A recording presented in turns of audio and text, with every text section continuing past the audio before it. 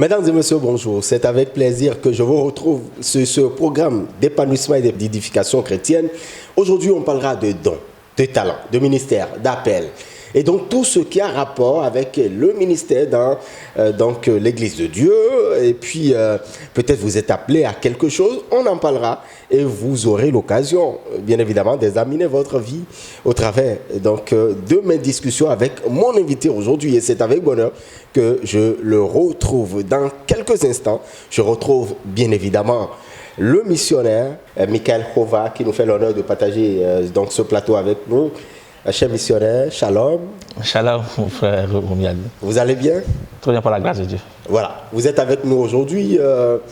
Ça fait quand même quelques semaines en arrière, lorsque nous avons eu cette première émission. Qu'est-ce qui a changé fondamentalement?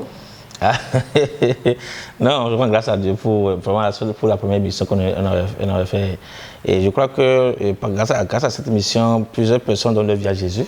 Il y a plusieurs témoignages par rapport sur les dons et les ministères. Et plusieurs personnes m'ont contacté pour savoir à quoi ils sont appelés. Et le Seigneur a fait grâce. Et ils ont reçu vraiment de bons témoignages sur eux-mêmes d'abord et sur d'autres personnes sur eux. Voilà. En tout cas, pour ceux qui n'ont pas eu la grâce de suivre cette première émission, ils peuvent toujours se rattraper sur les canaux digitaux de Shalom Média. Nous parlerons aujourd'hui de ministères, d'appels, de talents, de dons. Il y a tellement de concepts aujourd'hui qui embrouillent certaines personnes et grâce à votre disponibilité, nous allons mieux comprendre. Déjà, le ministère, qu'est-ce que c'est?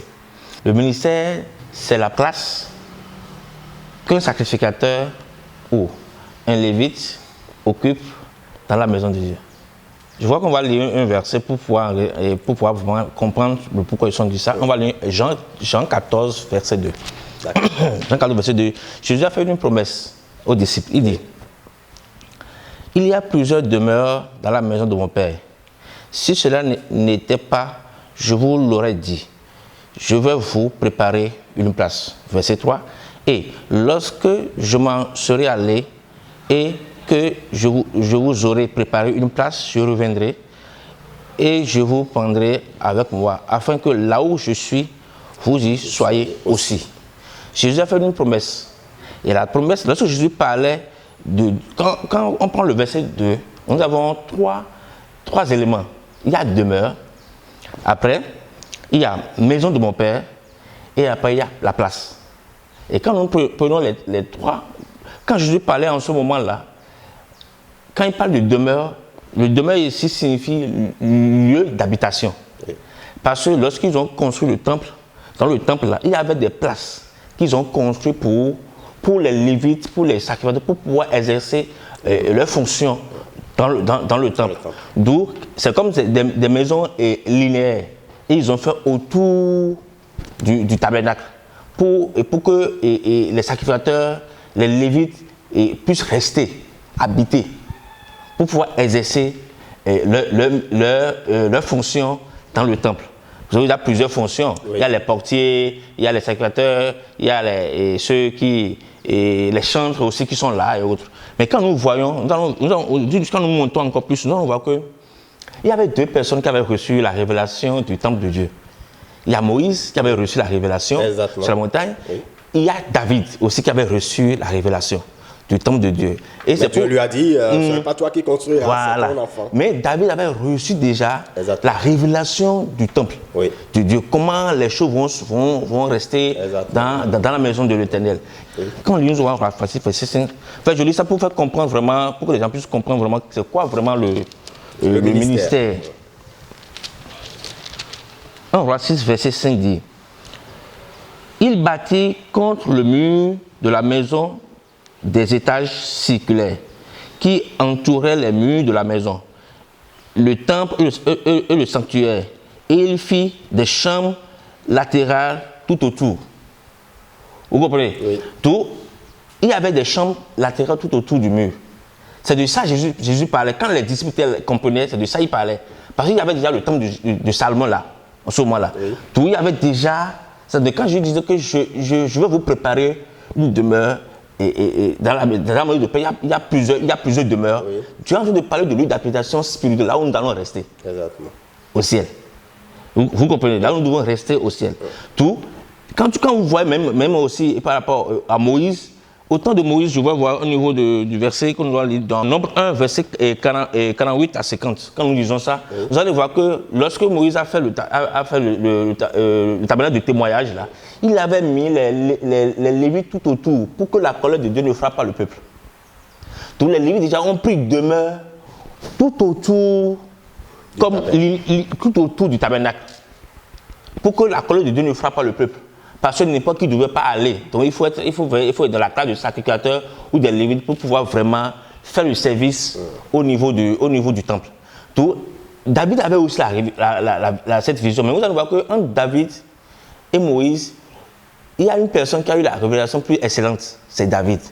Parce que pour il y avait plus de précision. Plus de précision. Parce que au niveau de David, ce n'est plus des moutons, des sangs d'animaux, non. C'est des sacrifices de louange d'adoration. Et en ce moment-là, lorsque David voulait déplacer l'arche de l'alliance de Obed-Edom à la cité de David, David, avant de faire ça, a bâti des maisons et une tente pour l'Éternel. Donc si eux, ils ont dit la révélation du ciel, du tabernacle, c'est comme c'est un modèle, c'est un modèle, voilà, sur la terre. Et quand ils ont eu la révélation de ce modèle du temple de Dieu et au ciel, vous allez voir que ça veut dire que ce que Jésus est en train de dire, Jésus est en train de dire que nous avons une place à occuper. Mais lui doit partir, préparer la place pour nous.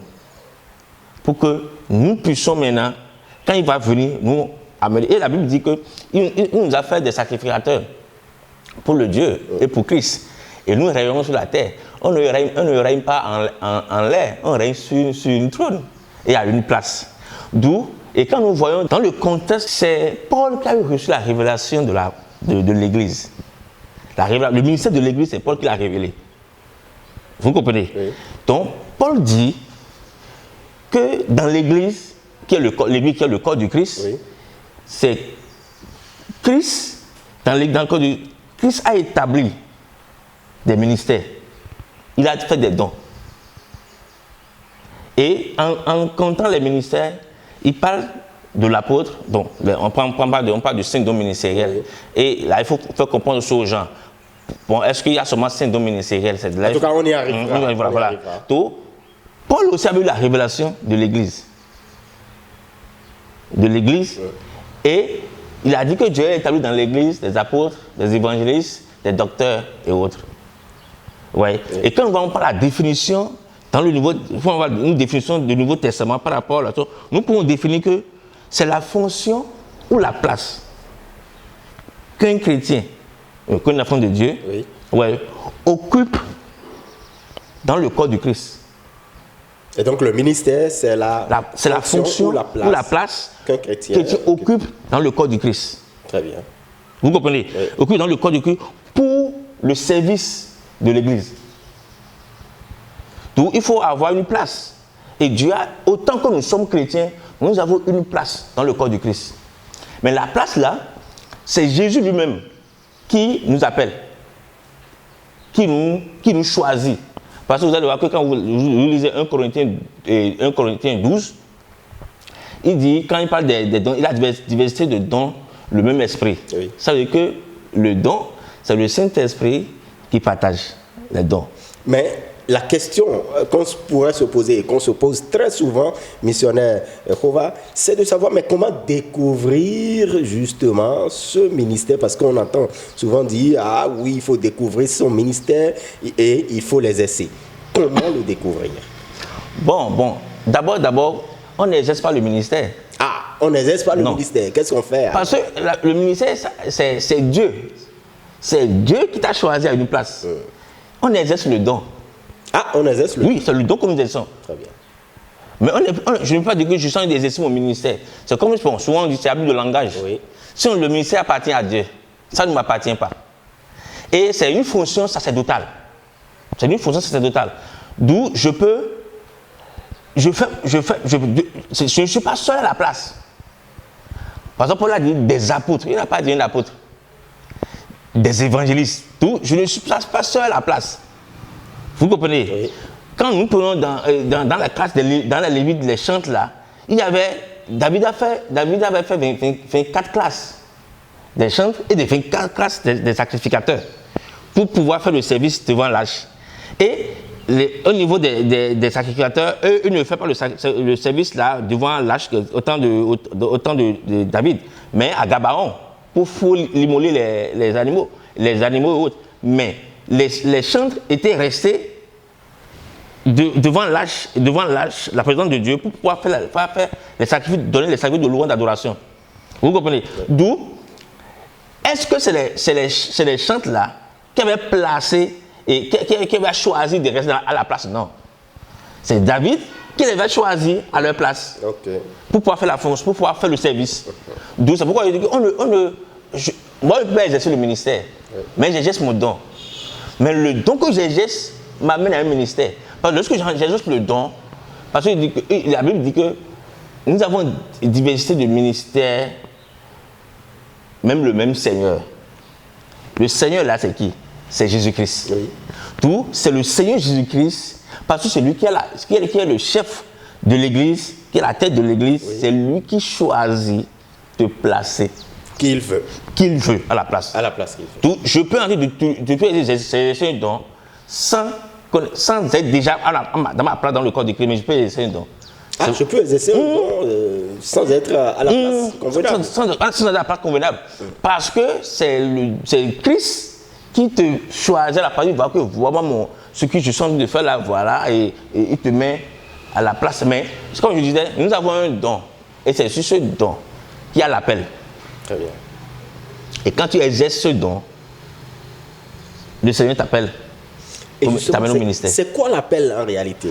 Bon, l'appel d'abord, c'est sur quoi? C'est sur trois volets, quand on va parler de l'appel.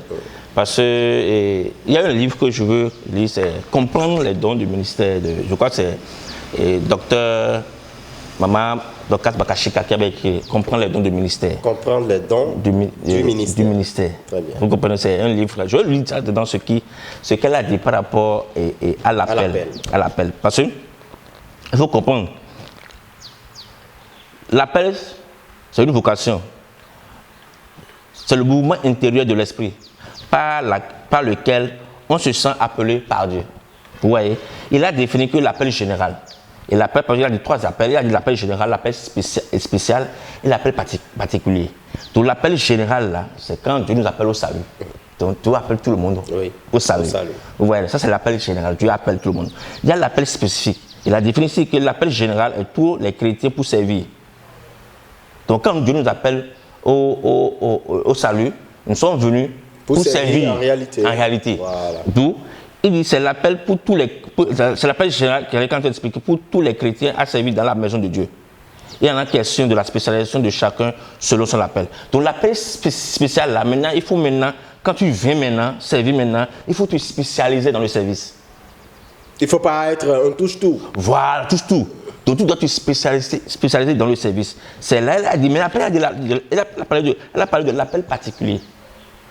C'est là qui fait la différence. L'appel particulier, l'appel particulier adressé à des individus en vue d'un ministère particulier précis.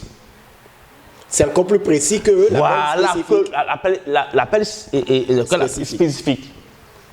Et donc, on pourrait dire que l'appel général, en réalité, c'est un grand ensemble. Voilà. Et l'appel spécifique, c'est un petit ensemble qui se retrouve dans ce grand ensemble. Voilà. Et l'appel particulier, c'est un petit ensemble qui se retrouve dans un... Voilà. C'est un peu ça. Parfait. C'est comme ça qu'elle a défini dans le livre. C'est un bon livre. Je crois que c'est important de lire les gens, de vraiment lire ce livre. Ils vont comprendre l'appel, comment Dieu appelle, les caractères qu'il faut avoir, comment c'est. Mais quand nous prenons la définition, quand je donne un niveau de l'appel, moi je le vois ça, je monte ça plus dans le don. Parce que lorsque nous venons à Christ, il nous appelle d'abord à servir. Maintenant, le service que nous faisons, c'est comme quand on prend comme ça à trois volets. Oui. Il y a le service que nous faisons déjà quand Dieu vient à l'église, nous avons le service que nous avons. Mais cet appel est lié à un don. Oui. Au don de motivation. Très bien. Quand nous parlons de Romains 12, au don de motivation. Donc quand nous avons le don de motivation, c'est pour encourager. C'est que Dieu nous encourage par ce don. Parce que quand tu viens en Christ, tu dois rentrer dans quand tu viens à l'église locale, tu dois travailler dans un département donné pour pouvoir avoir la communication avec les frères, communier avec les frères. Parce que je ne vais pas seulement à l'église dimanche et partir. Ouais, non. Parce mais tu dois appelé à pouvoir servir également le corps du Christ. Et les services, peut-être tu peux être dans l'interprétation, tu peux être dans l'école de dimanche, tu peux être dans l'enseignement, tu peux être dans le groupe musical. Ouais, ça c'est un peu de motivation. Donc c'est des dons, tu sais Dieu parce que Dieu t'a donné un talent. Et ces choses, tu peux aussi aller te faire former pour rentrer dans le ministère le bâtiment de l'intercession, prier pour l'église, prier pour les frères. Ça, c'est d'abord, l'appel est spécifique pour venir. Maintenant, l'appel qui est maintenant particulier, c'est un appel où Dieu t'attend. Lorsque tu as envie de servir comme ça, quand tu as envie de servir Dieu, dans ce sens-là, et tu as envie d'aider à l'église, les frères voient. Et c'est là maintenant, tu peux maintenant, et Dieu te gratifie de nos dons, parce que nous avons, je dis toujours que nous pouvons exercer 2 dons à la base. Un don envers les hommes et un don envers Dieu. Le don, c'est comme une charge. Et les dons sont des outils que Dieu met à notre disposition pour pouvoir faire une tâche. D'où j'ai la tâche envers les hommes que je dois faire et j'ai la tâche envers Dieu. Ouais. Et la tâche envers Dieu, lorsque tu exerces cette tâche envers Dieu, c'est là on rentre dans l'appel particulier. Ouais, non. Et donc, dans l'appel spécifique, vous êtes en train d'exercer un don envers les hommes. Envers les hommes, parce que je suis à l'église, je dois servir mes frères. Et tout. Eux, si vous me servez avec leur don, je les sers aussi avec ce que Dieu m'a donné. Et ce don, je peux aller m'exercer, je peux aller me faire former. Et toi, si je suis musicien, je peux aller me faire former dans une école de musique. Pour peaufiner le don. Et maintenant, si Dieu maintenant sur l'autre don, là, la charge, t'appelles la charge, c'est une charge spirituelle. Tu vois, non? C'est vraiment une charge vraiment très spirituelle. Et là, Dieu t'attend. C'est la charge envers Dieu. Et lorsque tu compares cette charge maintenant, quelqu'un va dire que non, le frère là, il est appelé. Le frère là, Dieu l'appelle. Mais l'appel, c'est un don spécifique. Et donc ça ne se cache pas? Non, ça ne se cache pas. Lorsque tu vois qu'on va te dire que tu as l'onction là, que Dieu t'a appelé pour ça. Appelé pour ça. Mais quand je parle de l'appel, ça ne serait pas du ministère. C'est comme un don. C'est justement la question que je m'avais vous poser. Quelle est la différence alors entre ministère et l'appel? Dans la division, le ministère, c'est la place que tu occupes dans le corps du Christ. Ouais, non? Oui. Parce que, et l'appel peut être un appel pastoral. Alors que Dieu me place dans un ministère, dans un ministère doctorat. Ah, d'accord. Donc, je suis dans un ministère de docteur, alors que je suis appelé à être pasteur. Pasteur. Ah, d'accord. Vous comprenez? Parce que je peux avoir le ministère du chant. Je peux être ministère du chant, mais Dieu m'appelle dans une dimension prophétique. Vous comprenez, non? Oui. Donc, j'ai un appel prophétique. Au travers du ministère du chant, là, voilà. Dieu m'utilise en tant que messager. En tant que messager. C'est la différence qu'il faut faire entre l'appel et le ministère. Parce que l'appel est lié à un don spécifique. Mais ce don est une charge envers Dieu. Plusieurs personnes peuvent commencer, peut-être ils peuvent devenir être évangélistes. Ouais, oui. Je peux exercer l'évangile. Et à un moment donné, je dis que non, je ne t'ai pas appelé par évangéliste, je t'ai appelé prophète. Mais est-ce que ça a changé? Rien n'a changé. C'est juste qu'au premier temps, je sens d'utiliser le don envers les hommes, la charge envers les hommes. Parce que vous savez que la charge envers les hommes, c'est doux. Parce que tu as l'applaudissement des hommes. Oui. Les hommes te donnent tout leur affection. Ouais, c'est là les premiers commencent parce que tu vois que déjà les hommes t'appellent, les hommes crient avec toi. Ça s'est passé même avec Jésus. Jésus connaissait leur cœur. Jésus a vu que ces gens-là, c'est à cause de ce que ils sont en train de faire pour eux qu'ils sont en train de venir. Oui. Vous comprenez, non? Et tout le monde passe par là. Et quand tu commences à t'appeler avec des hommes là, ils vont t'applaudir, ils vont même t'appeler même papa, ils vont t'appeler bishop, tout ce qu'ils vont. Mais c'est juste un don que tu as en leur faveur. C'est juste en leur faveur. Dieu n'en a pas encore parlé. Mais Dieu te donne ça pour que tu puisses les aider. Quand ils sont dans des besoins, voilà, au service d'eux. Voilà. Et plusieurs personnes, quand ils sont à ce stage de don, ils restent là. Et c'est là que j'ai des problèmes avec le diable. Et ils sont déjà, ils sont déjà contents. Contents parce que... Et parfois, ils rentrent dans l'orgueil. Oui, c'est ça. Ils s'arrogent la place de Dieu. La place de Dieu et tout. Alors que c'est juste ce que tu as. C'est une charge envers les hommes. Parce que c'est ça les hommes voient. Mais il reste ce que Dieu voit en toi. Ce que Dieu voit en toi, c'est la charge que tu as envers lui. C'est le don, c'est l'appel. Parce que Dieu t'appelle spécifiquement là. Très bien. C'est la différence entre l'appel et le ministère. Parce que ça m'a toujours intrigué, hein, chers téléspectateurs. Ça m'a tellement intrigué une fois où il y a quelqu'un qui, certainement que vous connaissez, qui est évangéliste. Quand vous l'appelez pasteur, il dit non, je suis évangéliste. Il dit qu'il est évangéliste, mais Dieu l'utilise pour des prophéties. C'est-à-dire, il est dans le prophétique, vous le voyez dans le prophétique, mais lui, il dit qu'il est évangéliste. Et donc, il a reçu l'appel. Il a reçu donc le don envers les hommes en tant qu'évangéliste, alors que Dieu l'a appelé pour être prophète. Parfait. Vous comprenez, non? Voilà. Je l'ai appelé pour être prophète. C'est la différence. Et ça, c'est quand je dis que non, je vais exercer mon ministère. Non, tu ne peux pas exercer ton ministère. Parce que c'est une place. C'est comme le trône qu'on te donne, tu t'assois. Et quand tu t'assois, c'est comme tu es secrétaire. C'est un poste qu'on t'a donné. Ouais, non. Oui. Mais on te donne des outils. Maintenant, tu n'es pas le seul secrétaire là. Pas du tout. Dans une autre, tu n'es pas le seul secrétaire. C'est juste un poste. Un peut t'enlever. Ouais, non. Oui. Et c'est pourquoi du coup, le ministère est sacerdotal. Si tu meurs là, tu mets une personne. Mais le don ne peut pas être la même chose parce que le don t'appartient. Très bien. Ouais, non. Oui. C'est qu'une personne ne peut pas. La manière dont, en fait, moi j'ai le don musical. La manière dont moi j'ai travaillé mon don musical, et ça fait que là, en fait, une personne peut avoir la même chose que moi, oui. Mais peut avoir dans le même ministère, oui. Mais pas avoir le même don dans la dimension que moi je l'exerce. Vous comprenez, non? Oui. Mais parce que le don là, ça m'appartient. Oui. Et la manière dont je travaille le don, c'est comme ça que le don va prendre de l'ampleur. Très bien. Ouais, non. Mais le ministère, c'est comme si un truc sacerdotal, Dieu te place là. Puisque nous parlons de l'Église, restons-y. Vous savez que dans l'Église, il y a tellement de personnes qui font beaucoup de choses.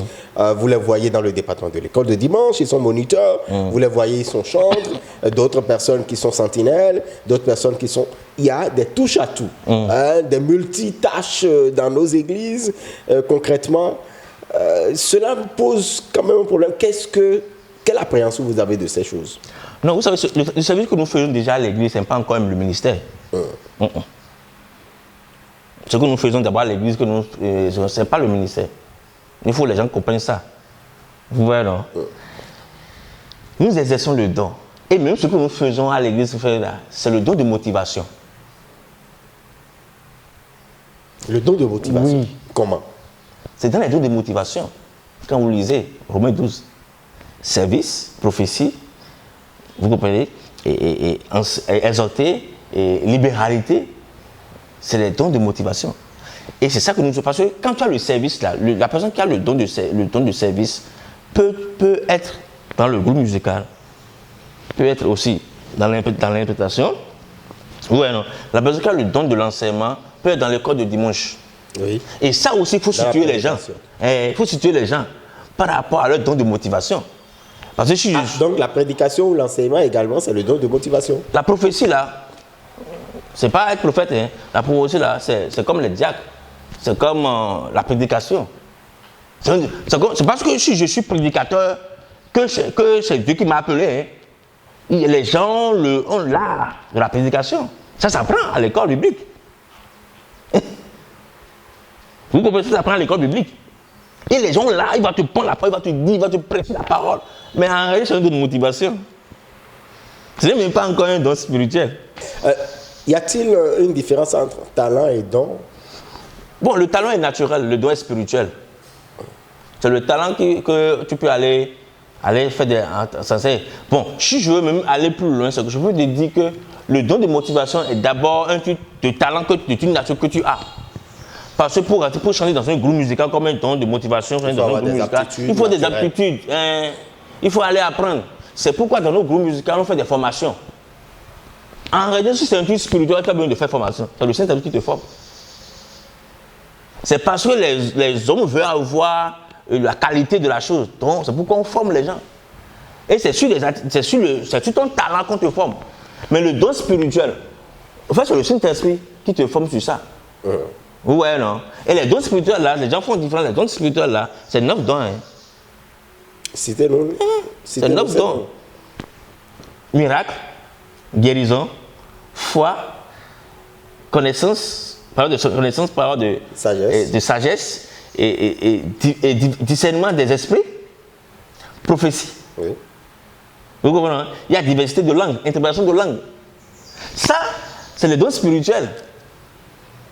D'accord. Donc, vous voyez la différence entre maintenant le talent et le don. Le don est spirituel. Maintenant, lorsque le spirituel vient, maintenant, je peux en train de jouer la musique, il peut avoir la guérison. C'est là que le Saint-Esprit prend le contrôle. Il prend maintenant ce que tu as comme talent, et lui, il ajoute maintenant le spirituel dessus.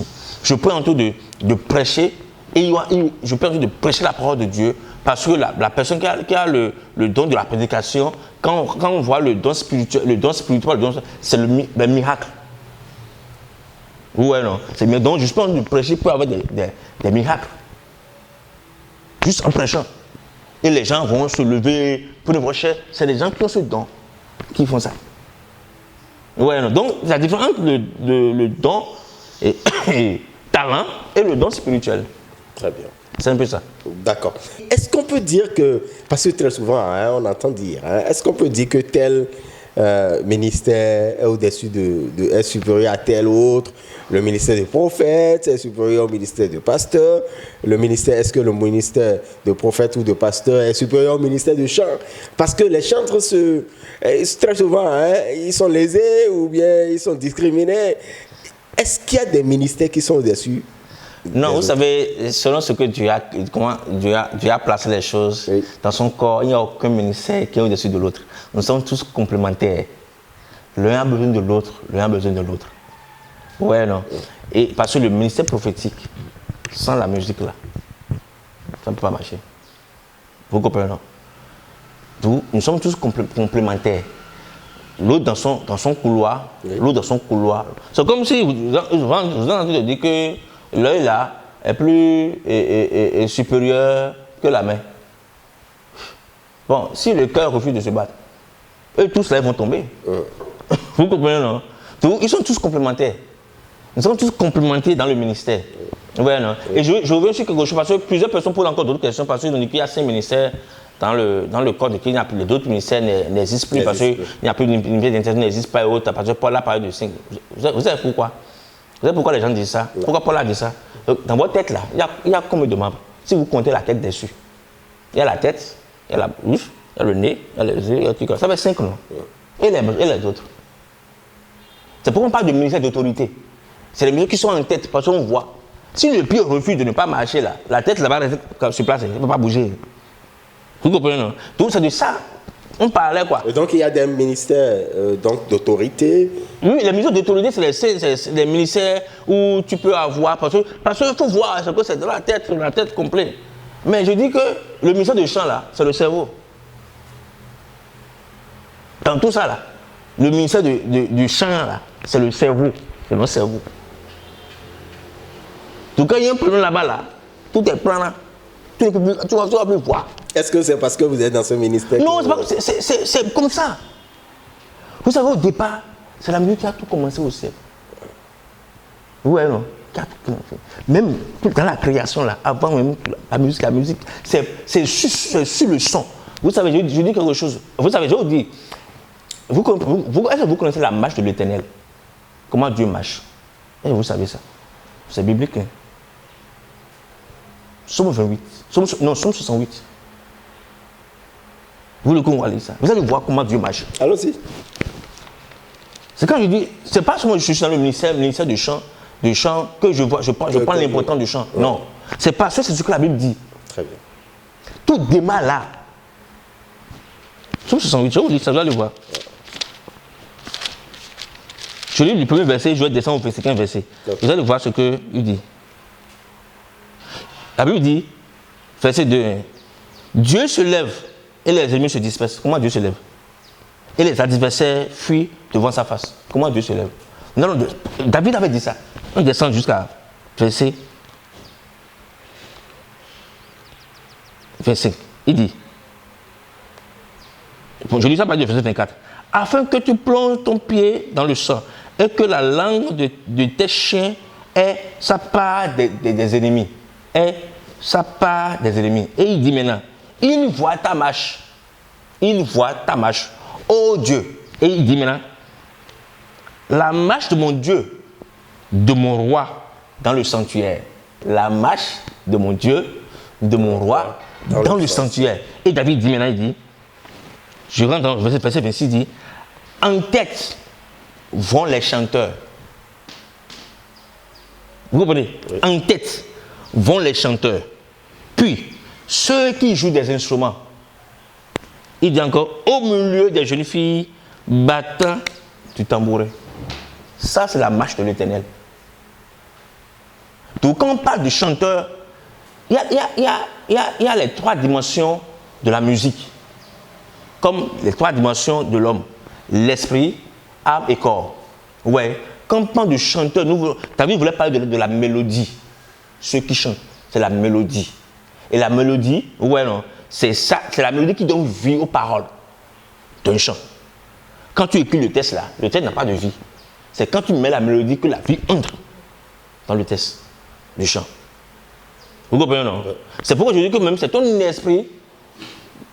Quand l'esprit, Dieu prend ton esprit, c'est fini. L'homme va ailleurs. C'est clair. C'est clair, ouais, non? D'où, quand il dit ça, quand il descend maintenant sur les instruments, il parle de l'harmonie. De l'harmonisation. Ça, c'est l'âme.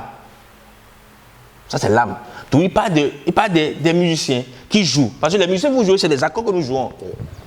Maintenant, quand il descend sur les jeunes filles battantes, il parle du rythme. Le rythme, c'est la cadence. Ouais, non, le rythme. C'est pourquoi dans les trois dimensions de la musique, dans le sens spirituel, nous avons d'abord l'esprit qui relie à la mélodie, nous avons et l'âme qui relie à l'harmonie, et nous avons le corps qui est relié au rythme. Au rythme. C'est comme ça que Dieu marche. Maintenant, Dieu va marcher comment? Dieu va quitter le très saint d'abord. Et il descend sur le lieu saint et il revient au parvis. Maintenant, si nous voulons aller vers Dieu, nous allons commencer par quoi? Nous allons commencer par le corps, le parvis, monter au lieu saint et monter au lieu très saint. Donc, David a défini la marche de l'Éternel. Et c'est ce qui s'est passé au temps de Josaphat. Lorsque il y avait la guerre, trois nations voulaient combattre les enfants d'Israël. Et au temps de Josaphat, Dieu a dit de mettre comment on l'appelle, que lui, c'est son combat à lui, de mettre les chants devant. Et les chants qu'on va jouer. Et parce que Dieu a marché, c'est Dieu qui a fait le combat. C'est pourquoi il dit que quel que soit le combat que tu es en train de faire, il faut louer. Je crois qu'on fera, on fera une émission sur ça. En tout cas, des nuances importantes, importantes qu'il faut considérer. Qu'il faut considérer véritablement, mesdames et messieurs. J'espère que vous avez bien noté ces choses, ces secrets qui ont été révélés grâce à nos discussions avec le missionnaire Michael Hova. Et justement, vous organisez des conférences pour pouvoir permettre au peuple de Dieu, au peuple béninois et au peuple donc, des autres États de mieux comprendre ce qu'est un don, un ministère, un appel. Est-ce que nous nous retrouvons à notre place? Parlez-nous-en. Oui, bon, nous organisons des conférences une fois en 2 mois. Et comme vous venez de me dire, la conférence permet en réalité de révéler les dons et les ministères. Comme c'est un réveil que nous faisons dans le corps du Christ, pour que chaque membre du corps du Christ, mais chaque chrétien, sache sa place dans le corps du Christ et le don qu'il a et comment les essayer. Et comment il faut les essayer. Ça permet aussi de faire grandir l'Église, de croître aussi l'Église. Donc c'est ça que nous faisons. Très bien. En tout cas, on prend donc le rendez-vous, mesdames et messieurs. Si peut-être quelqu'un qui nous suit aujourd'hui voudrait bien rentrer en contact avec vous pour mieux être donc éclairé sur un aspect peut-être de sa vie spirituelle, est-ce qu'il y a des contacts qu'on pourrait donner? La personne peut nous contacter sur le 00229 01 96 02 05 98. C'est le numéro appel et WhatsApp. 00229 01 96 02 05 98 directement. Voilà. Et donc ce numéro, vous rentrez directement en contact avec le missionnaire Jehovah, qui est toujours disponible, hein, puisqu'il a reçu, justement, il a reçu cette charge du Seigneur. Non seulement cette charge, mais il exerce également son don envers les hommes. Mesdames et messieurs, j'espère que vous avez pris du plaisir à nous suivre. On va se retrouver très incessamment sur nos antennes. D'ici à là, portez-vous bien. Agréable suite de programmes donc sur nos antennes. Et surtout, n'oubliez pas que Jésus-Christ reste le Seigneur et le seul Sauveur. À bientôt.